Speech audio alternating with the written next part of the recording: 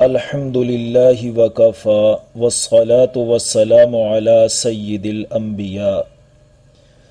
قرآن حکیم کلاس میں آج ہم انشاءاللہ سورۃ النساء کی آیت نمبر 36 سے لے کر 40 تک کو سمجھیں گے۔ سورۃ النساء کے حوالے سے گزشتہ تمام نشستوں میں ہم یہ بات سمجھ چکے ہیں کہ اس سورہ مبارکہ میں معاشرے کو درست رکھنے کے لیے ہدایات فراہم کی جا رہی ہیں۔ پہلی ہی آیت میں ایک بنیادی سوچ فراہم کی گئی کہ تمام نسل انسانی تین چیزوں میں برابر ہیں: اللہ کی ربوبیت میں، اللہ کی تخلیق میں اور ایک جوڑے کی اولاد ہونے میں۔ لہذا خاندان، نسل، وطن اور دنیاوی نعمتوں میں کمی بیشی کی بنیاد پر کوئی چھوٹا بڑا نہیں ہے، بلکہ فضیلت کا معیار تقوی ہے۔ یعنی معاشرے میں وہ شخص انتہائی اہمیت کا حامل ہونا چاہیے جو اللہ کے احکام کی خلاف ورزی سے بچنے کی روش پر چل رہا ہے۔ اس بنیادی سوچ سے پروان چڑھنے والا معاشرہ بہترین معاشرہ ہوگا۔ پھر اللہ تعالی نے یتیم بچوں اور بچیوں اور عورتوں پر ہونے والے مظالم کی نشاندہی فرمائی اور اس کی روک تھام کے لیے اصول فراہم کیے۔ پھر رب کائنات نے وراثت کی تقسیم کے بہترین اصول فراہم کیے جس سے مال کی منصفانہ تقسیم کا طریقہ کار حاصل ہوا۔ پھر خالق کائنات نے معاشرے میں فحاشی اور عریانی اور جنسی بے راہ روی کے سد باب کے لیے بہترین رہنمائی فراہم کی۔ اس کے لیے نکاح جیسے بندھن کی اجازت دی اور اس ضمن میں ان 14 قسم کی عورتوں کی لسٹ فراہم کی جن سے نکاح کرنا حرام کیا گیا۔ پھر رب العالمین ارحم الراحمین نے معاشرے میں امن پیدا کرنے کے لیے 3 بنیادی اور اہم اصول عطا فرمائے۔ نمبر 1 یہ کہ کسی کا مال ناجائز طریقے سے مت کھاؤ۔ نمبر 2 کسی کا خون مت بہاؤ۔ تو جب لوگ ایک دوسرے کی جان و مال کی حفاظت کریں گے تو امن ہو جائے گا۔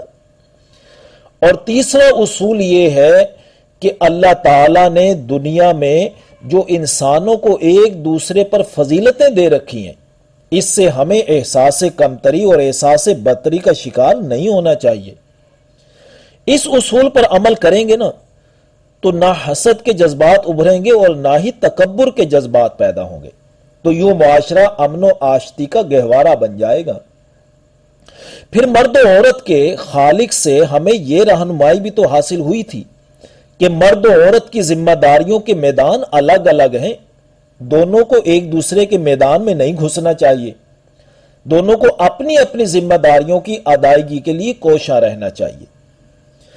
یہ پچھلی ساری گفتگو کا خلاصہ میں نے اس لیے ذکر کیا کہ اب جو رکوع ہم پڑھنے جا رہے ہیں اس میں ان بنیادی احکام کو بیان کیا جائے گا جن پر عمل کر کے گزشتہ تمام احکامات پر عمل کرنا آسان ہو جائے گا۔ تو دیکھیے آیت کو، وَاعْبُدُوا اللَّهَ وَلَا تُشْرِكُوا بِهِ شَيْئًا، اور اللہ تعالیٰ کی بندگی کرو اور اس کے ساتھ کسی چیز کو بھی شریک مت ٹھہراؤ۔ یہ وہ سب سے بنیادی حکم ہے کہ جس کو تسلیم کر کے تمام احکام خداوندی پر عمل پیرا ہونا آسان ہو جاتا ہے۔ جب انسان یہ طے کر لے کہ اللہ تعالیٰ ہی وہ ذات ہے جس کو قدرت اور علم اور حکمت میں کمال حاصل ہے اور اس سے بڑھ کر میرا خیر خواہ بھی اور کوئی نہیں، لہذا میں اسی کی بندگی کروں گا، اسی کا بندہ غلام بن کر رہوں گا، وہ جو حکم کرے گا میں اس کے سامنے سر تسلیم خم کرتے ہوئے اس کے حکم پر عمل پیرا ہو جاؤں گا اور اس کے ساتھ کسی کو شریک نہیں ٹھہراؤں گا۔ یعنی جس طرح اس کی ذات و صفات میں کسی کو شریک نہیں ٹھہراؤں گا، اسی طرح خالق کی طرف سے فراہم کیے گئے اصول زندگی کے مقابلے میں کسی مخلوق کے فراہم کردہ اصول زندگی کو اپنا کر شرک نہیں کروں گا۔ جو حلال و حرام کی لسٹ رب کائنات نے حضور صلی اللہ علیہ وسلم کے ذریعے ہمیں عطا کی ہے اس کو دل و جان سے تسلیم کروں گا۔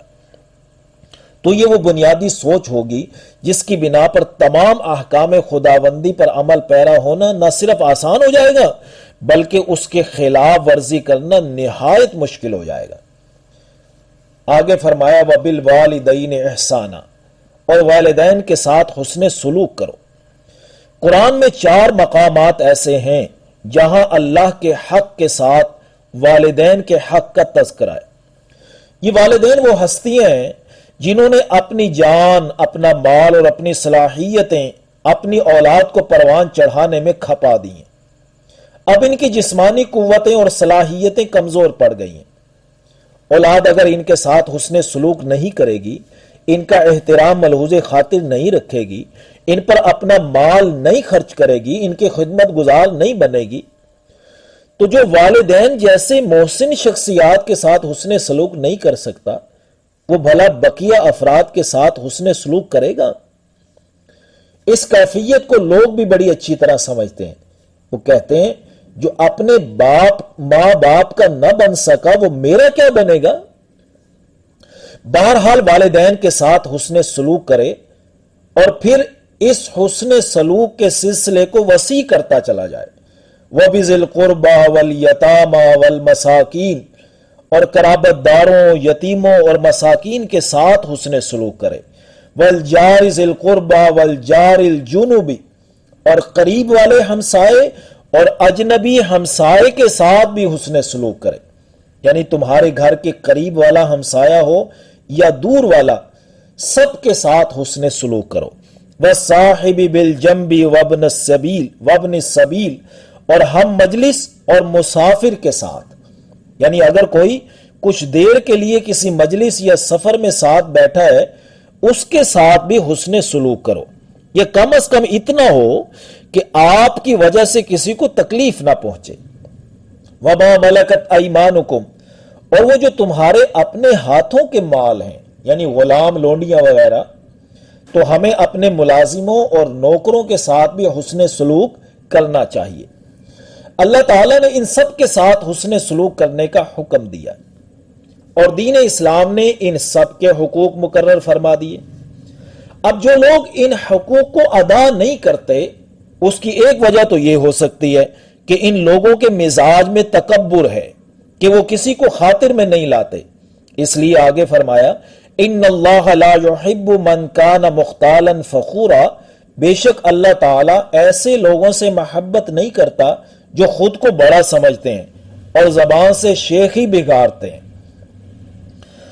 اور پھر جن کی طبیعتوں میں بخل غالب ہو جاتا ہے، کسی پر خرچ کرتے ہوئے جان نکلتی ہے، وہ بھی حقوق ادا نہیں کرتے۔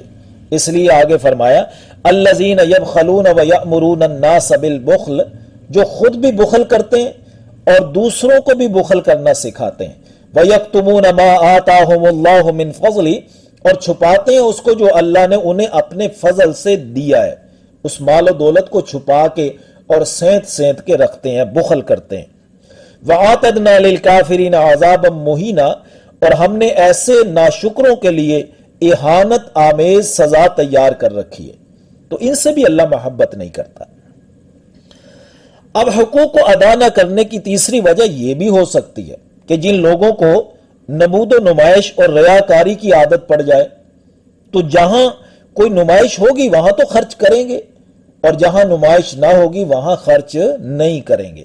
اس لیے آگے فرمایا والذین ينفقون اموالهم رئاء الناس، اور اللہ تعالیٰ ان لوگوں سے بھی محبت نہیں کرتا جو اپنے مال خرچ کرتے ہیں لوگوں کو دکھانے کے لیے، اور ولا یؤمنون باللہ ولا بالیوم الآخر، اور وہ در حقیقت اللہ پر ایمان نہیں رکھتے اور نہ یوم آخرت پر ایمان رکھتے۔ تو جس کا اللہ اور یوم آخرت پر ایمان ہی پختہ نہ ہو تو وہ اللہ تعالیٰ کی طرف سے عائد کردہ حقوق و فرائض کی اہمیت کو سمجھے گا؟ تو جو لوگ ان مذکورہ خرابیوں کا شکار ہو گئے، اصل میں انہوں نے شیطان کو اپنا ساتھی بنا لیا ہے۔ اس لیے آگے فرمایا وَمَن يَكُنِ الشَّيْطَانُ لَهُ قَرِينًا فَسَاءَ قَرِينًا، اور جس کا ساتھی شیطان ہو جائے تو وہ بہت ہی برا ساتھی ہے۔ شیطان انسان کو ایسے مشورے دیتا ہے ساتھی بن کر جس سے انسان کو خوفناک اور بھیانک انجام کا سامنا کرنا پڑتا ہے۔ اب آگے اللہ تعالیٰ نے فرمایا وَمَاذَا عَلَيْهِمْ لَوْ آمَنُوا بِاللَّهِ وَالْيَوْمِ الْآخِرِ، ان لوگوں کا کیا نقصان ہو جاتا اگر یہ اللہ تعالیٰ اور یوم آخرت پر صدق دل سے ایمان لے آتے۔ وَأَنفَقُوا مِمَّا رَزَقَهُمُ اللَّهُ، اور جو اللہ تعالیٰ نے انہیں دیا ہے اس میں سے خرچ کرتے، یعنی ان کا کوئی کچھ نقصان نہ ہوتا بلکہ ہر لحاظ سے نفع ہی نفع ہوتا، دنیا میں معاشرہ پر امن ہوتا اور آخرت میں جنت کی شکل میں بہترین ٹھکانہ مل جاتا۔